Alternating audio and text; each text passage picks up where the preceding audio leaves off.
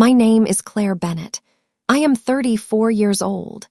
And last Christmas Eve, my parents handed envelopes to every grandchild at the dinner table except my 2 daughters. My niece Ava got ballet tickets.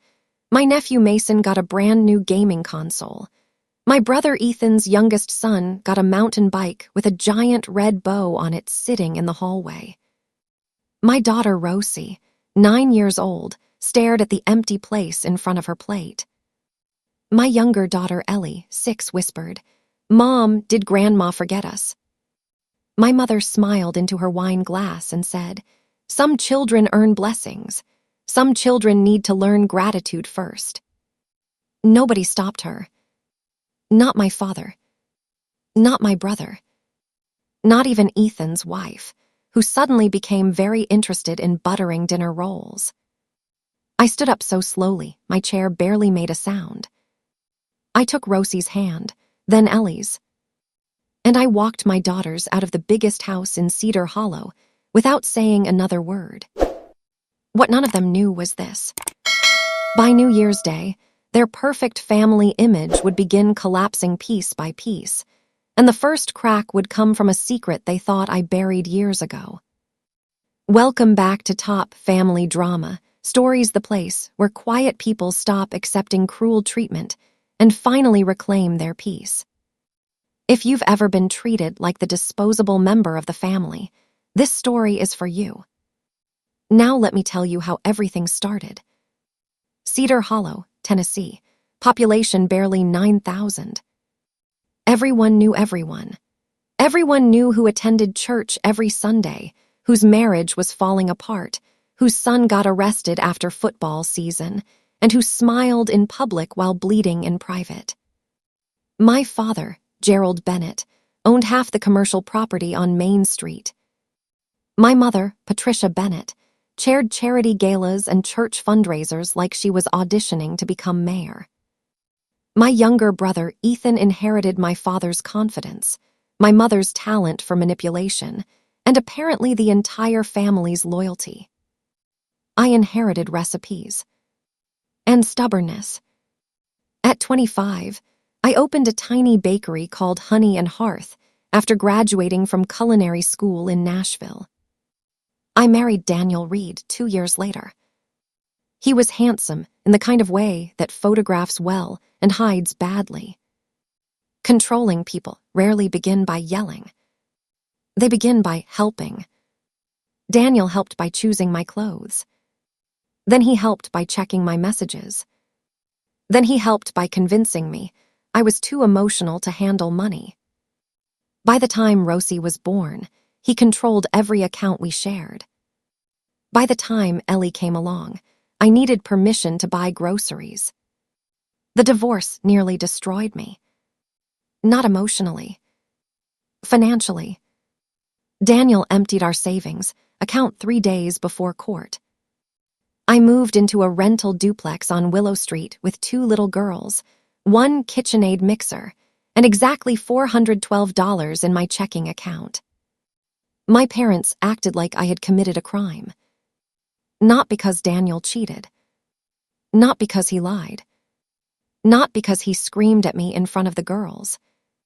No. In my family, leaving a marriage was the unforgivable sin. Especially if the woman left first. The favoritism started quietly after the divorce. Ethan's children got Disney trips. Mine got mailed birthday cards signed with no personal message inside. My mother once spent $600 renting ponies for my nephew's birthday party. For Rosie's 8th birthday, she mailed a puzzle from the clearance aisle with the price sticker still attached. Rosie noticed. Children always notice. One afternoon, I finally confronted my mother in her kitchen while she arranged flowers for a church luncheon. "You treat Ethan's kids differently," I said carefully. Patricia didn't even look up. "Ethan made better choices, Claire." That sentence sat inside my chest for 3 years. Better choices. Like abuse was a loyalty test I failed. I stopped asking for fairness after that.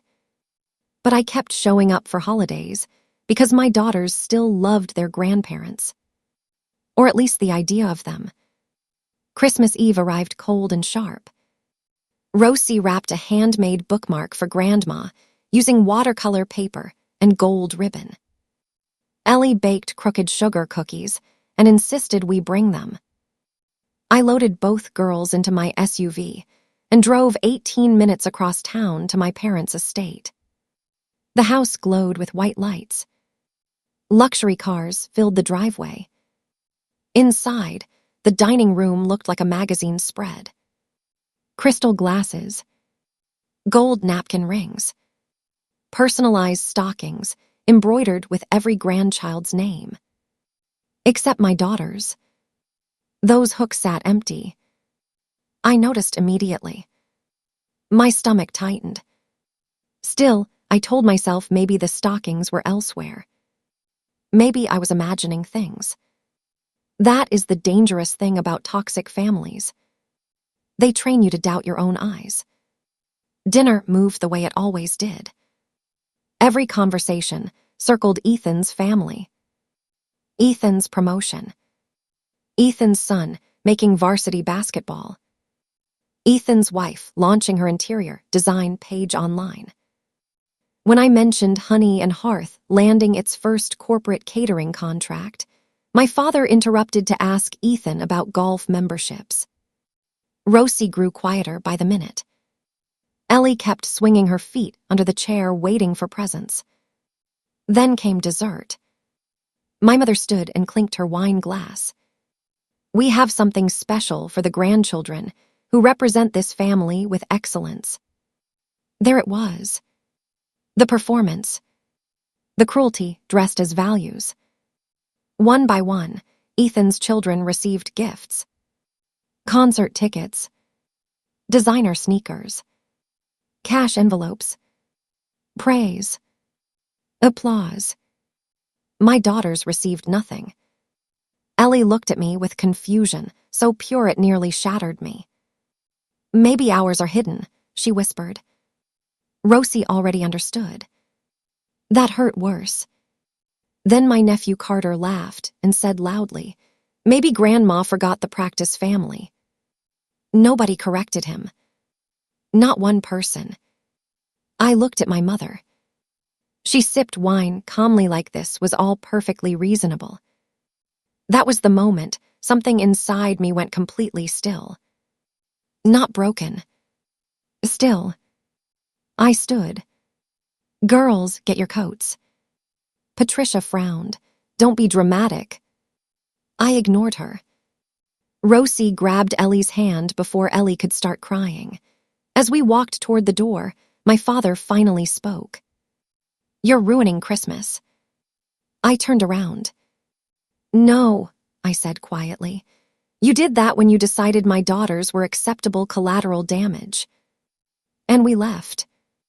The drive home was silent, except for Ellie sniffling in the backseat.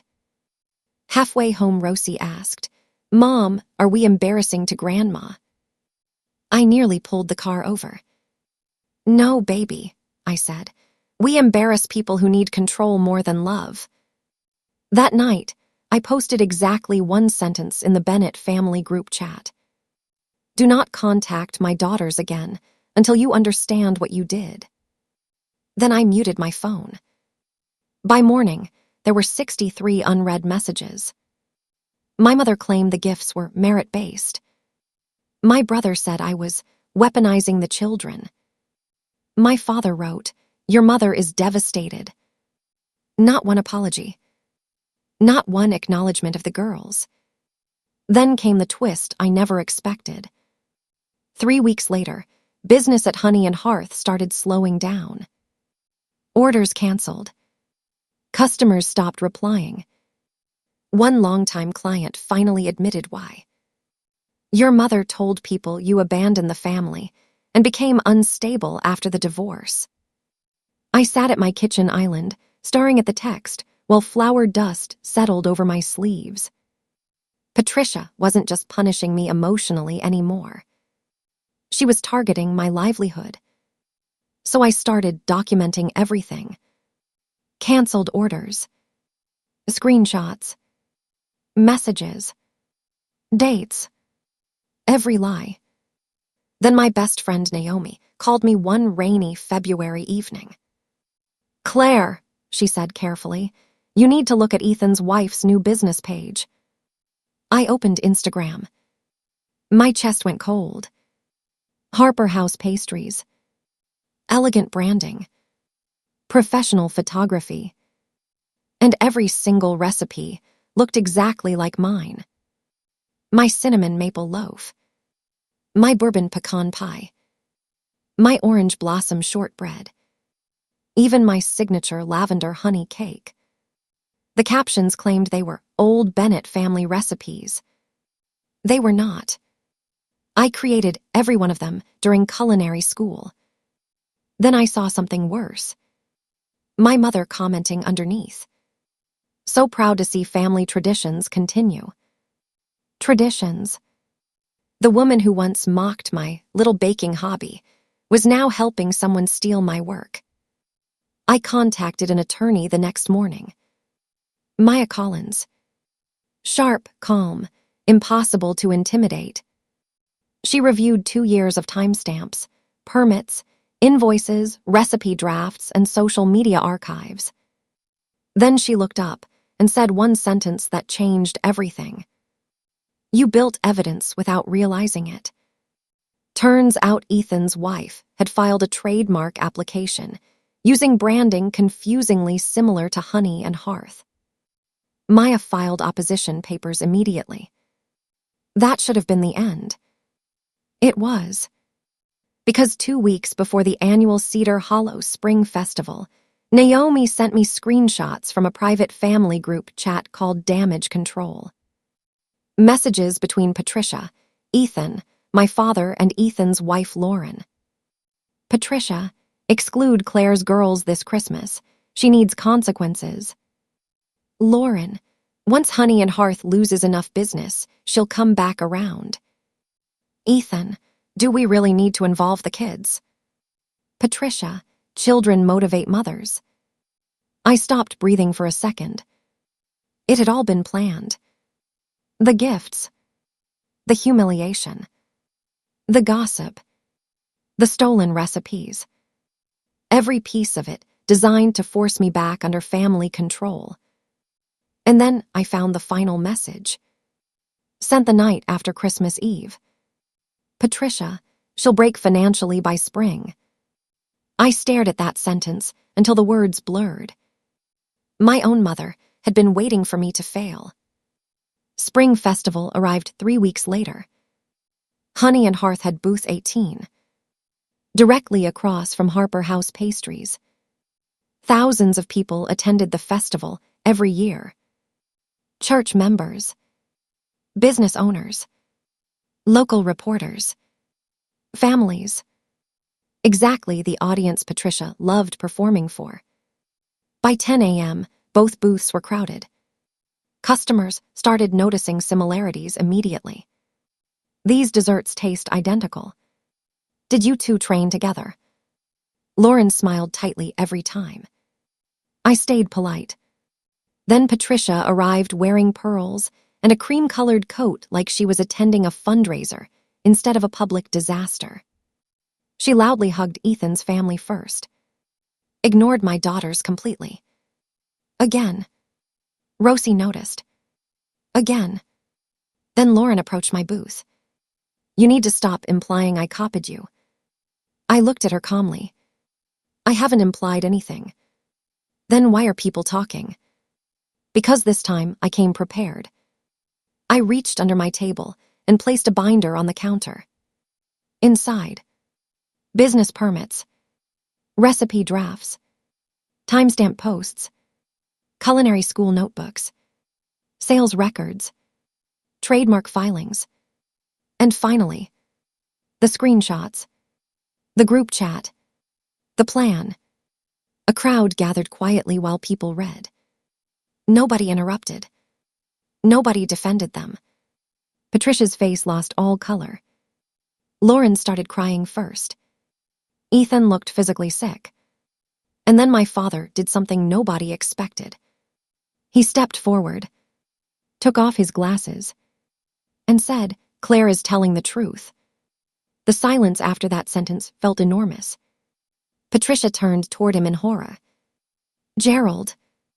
"No," he said. One word. One word after 35 years of silence. He looked at the crowd. "She asked me not to do this. She told me letting those girls feel excluded would make Claire come back to the family."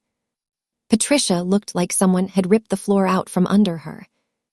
Then came the final twist. Lauren turned toward Ethan slowly. "You told me Claire copied these recipes from family cookbooks." Ethan couldn't answer. Because there were no cookbooks. Only me. Only years of work they thought they could erase. Festival organizers reviewed the licensing complaints that afternoon. Harper House Pastries was removed from the event before closing time. People lined up at my booth afterward. Not because of the drama. Because the truth finally matched what they were seeing. Good food. Honest work. A woman who stopped apologizing for surviving. That night, Rosie taped a handmade sign to the front of our kitchen refrigerator. Honey and Hearth. Built, not borrowed. I cried for the first time in months. Not because I lost my family. Because I finally understood I never really had them. 3 months later, Honey and Hearth signed a lease for its first storefront downtown. My father sent flowers opening week. No note. Just lilies. My mother never contacted me again. Ethan's marriage barely survived the scandal. Lauren deleted the business page. And every Christmas Eve now, my daughters and I stay home. We bake cinnamon rolls. We wear matching pajamas. We exchange ridiculous gifts from the dollar store. And every single stocking gets filled. No child at my table ever wonders if they earned love. Because love that must be earned is not love at all.